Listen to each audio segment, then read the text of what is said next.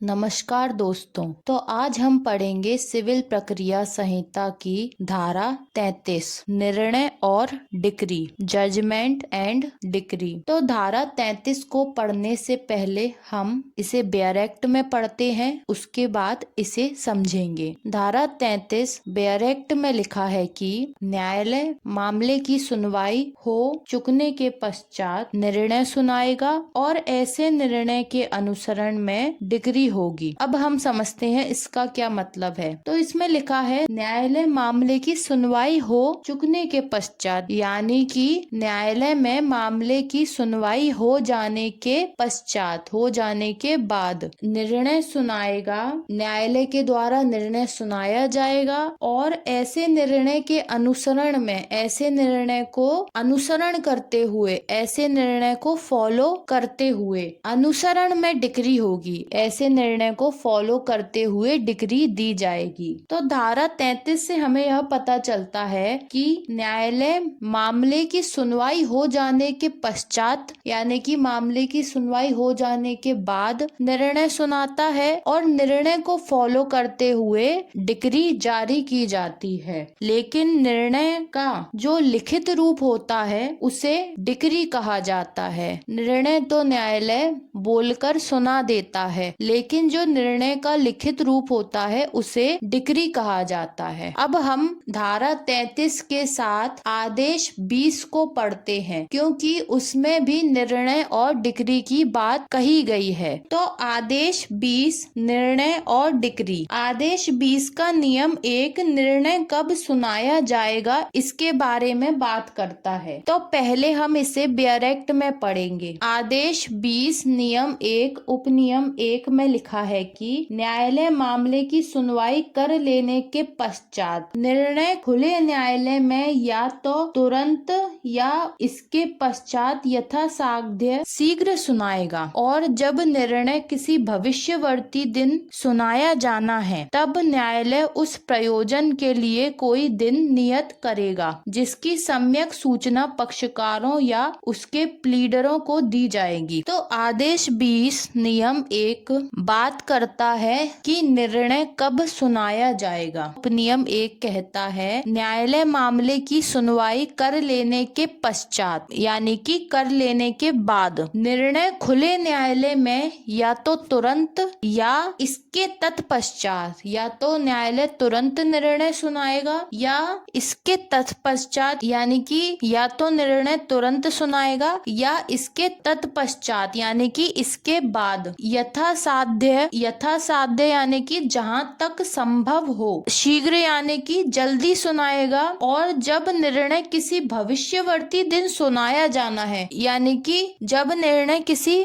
भविष्य में निर्धारित दिन को सुनाया जाना है, आने वाले समय में किसी दिन सुनाया जाना है, तब न्यायालय उस प्रयोजन के लिए, उस उद्देश्य के लिए कोई दिन नियत करेगा, यानी कि तब न्यायालय निर्णय को सुनाए जाने के लिए कोई दिन नियत करेगा। अगर निर्णय भविष्यवर्ती किसी दिन सुनाना है तो फिर न्यायालय उसके लिए दिन डिसाइड करेगा, नियत करेगा, जिसकी सम्यक सूचना पक्षकारों या उसके प्लीडरों को दी जाएगी। जिसकी सम्यक यानी कि पूरी की पूरी सही जानकारी, सम्यक जानकारी, सम्यक सूचना पक्षकारों को यानी पार्टीज को और उनके प्लीडरों यानी उनके वकीलों को दी जाएगी। परंतु जहां निर्णय तुरंत नहीं सुनाया गया है, अब उपनियम 1 के साथ एक परंतु भी दिया गया है। पहले हम इसे बेयर में पढ़ते हैं, उसके बाद इसे समझेंगे। लिखा है कि परंतु जहां निर्णय तुरंत नहीं सुनाया गया है, वहां न्यायालय निर्णय उस तारीख से जिसको मामले की सुनवाई समाप्त हुई थी 30 दिन के भीतर सुनाने का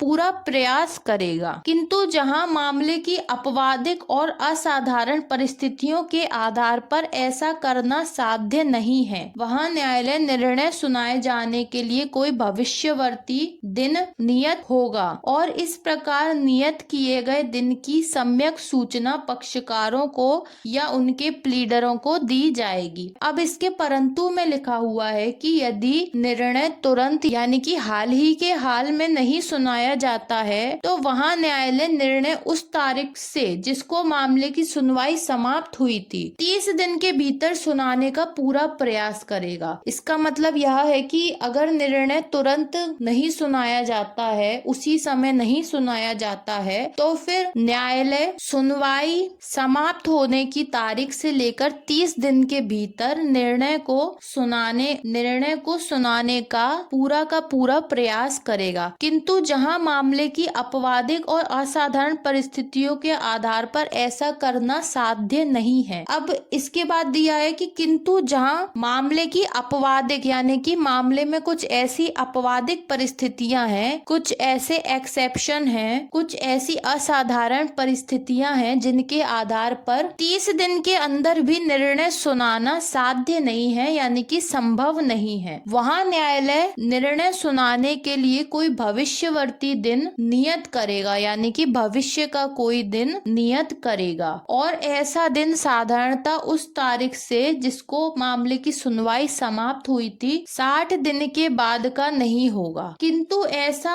जो भविष्यवर्ती दिन न्यायालय के द्वारा नियत किया जाएगा, ऐसा दिन साधारणतः उस तारीख से, मतलब कौन सी तारीख से, जिसको सुनवाई समाप्त हुई थी उस तारीख से लेकर 60 दिन के बाद का नहीं होगा। यानी कि अगर कोई असाधारण या अपवादिक परिस्थितियां आती हैं तो ऐसी स्थिति में सुनवाई समाप्त होने के दिन से लेकर 60 दिन के भीतर निर्णय को सुनाया जाना न्यायालय के लिए आवश्यक होगा। ऐसा निर्णय 60 दिन के बाद नहीं सुनाया जा सकता। अगर 60 दिन के बाद सुनाया जाता है तो ऐसा निर्णय या ऐसा डिसीजन फेल या असफल माना जाएगा। और इस प्रकार नियत किए गए दिन की सम्यक सूचना पक्षकारों और प्लीडरों को दी जाएगी। और इस प्रकार जो दिन नियत किया जाता है उसकी सम्यक यानी सही सूचना, पूरी जानकारी पक्षकारों को या उनके प्लीडरों यानी वकीलों को दी जाएगी। तो यह था आदेश 20 का नियम 1, जिसे हमने इस लेक्चर में पूरा नहीं पढ़ा। जहां तक धारा 33 के लिए आवश्यक था केवल वहीं तक पढ़ा है। इसे हम पूरा पढ़ेंगे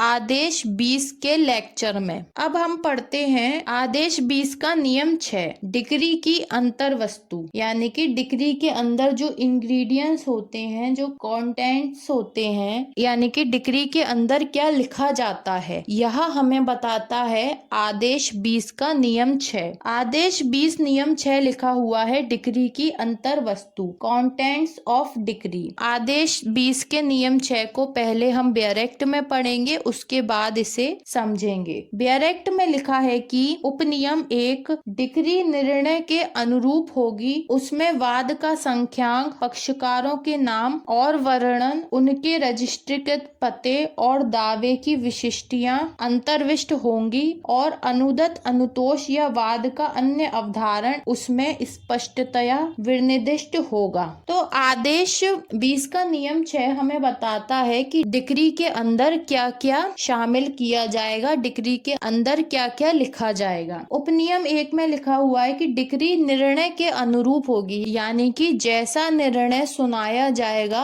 वैसी ही डिक्री तैयार की जाएगी। डिक्री के अंदर होगा वाद का संख्यांक, यानी कि जो केस नंबर होता है वह, पक्षकारों के नाम और वर्णन, यानी कि पक्षकारों के नाम और उनके बारे में कोई और जानकारी है तो वो, उसमें रजिस्ट्रीकृत पते यानी पक्षकारों के जो रजिस्टर्ड एड्रेस, रजिस्टर्ड पता है वह उसमें होगा, और दावे की विशिष्टियां अंतर्विष्ट होंगी, और दावे में जो भी विशेष बातें हैं जिन्हें निर्णय में सुनाया गया है उन्हें डिक्री में शामिल किया जाएगा, और अनुदत, अनुतोष या वाद का अन्य अवधारण उसमें स्पष्टतः विनिर्दिष्ट होगा। और अनुदत, अनुतोष यानी कि पक्षकार को मिलने वाला, अनुदत यानी कि जो दिया जाने वाला, अनुतोष यानी कंपनसेशन, क्षतिपूर्ति है वह, या वाद का अन्य अवधारण उसमें स्पष्टता विनिर्दिष्ट होगा, या वाद में अन्य जो बातें अवधारित हुई हैं, डिसाइड हुई हैं, उन्हें स्पष्ट रूप से स्पष्टतया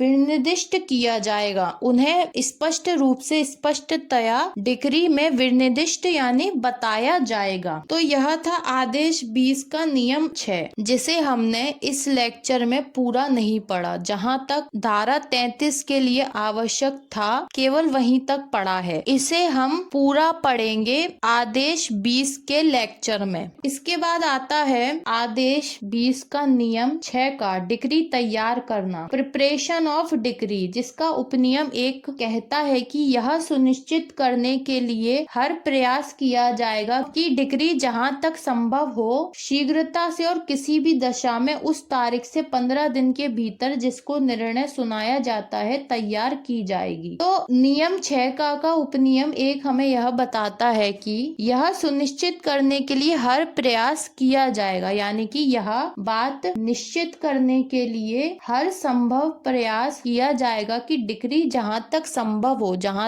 संभव हो सके शीघ्रता से, यानी कि जल्दी से जल्दी और किसी भी दशा में उस तारीख से, कौन सी तारीख से, जिस तारीख को निर्णय सुनाया गया है उस तारीख से 15 दिन के भीतर तैयार की जाएगी। मतलब कि निर्णय सुनाए जाने के 15 दिन के भीतर डिक्री को तैयार किया जाना आवश्यक है। तो यह था आदेश 20 का नियम 6 का, जिसे हमने इस लेक्चर में पूरा नहीं पढ़ा। जहां तक धारा 33 के लिए आवश्यक था केवल वहीं तक पढ़ा है। इसे हम पूरा पढ़ेंगे आदेश 20 के लेक्चर में। अब आता है नियम 7 डिक्री की तारीख, डेट ऑफ डिक्री। डिक्री में उस दिन की तारीख होगी जिस दिन निर्णय सुनाया गया था और न्यायाधीश अपना समाधान कर लेने पर की डिक्री निर्णय के अनुसार तैयार की गई है डिक्री पर हस्ताक्षर करेगा। नियम 7 तो इसमें लिखा हुआ है कि डिक्री में उस दिन की तारीख होगी जिस दिन निर्णय सुनाया गया था, यानी कि जो डिक्री तैयार की जाएगी उसमें डिक्री के तैयार की जाने की तारीख नहीं होगी, उसमें उस दिन की तारीख होगी जिस दिन न्यायालय के द्वारा निर्णय सुनाया गया था। क्योंकि डिक्री निर्णय का ही एक लिखित रूप है, इसीलिए निर्णय की तारीख को डिक्री में लिखा जाएगा और न्यायाधीश अपना समाधान कर लेने के पश्चात डिक्री निर्णय के अनुसार तैयार की गई है डिक्री पर हस्ताक्षर करेगा। और न्यायाधीश को यह समाधान हो जाता है कि डिक्री निर्णय के अनुसार तैयार की गई है, तब जाकर न्यायाधीश डिक्री पर अपने हस्ताक्षर, अपने साइन करेगा। तो यह थी सिविल प्रक्रिया संहिता की धारा 33 और इसके साथ साथ हमने पढ़ा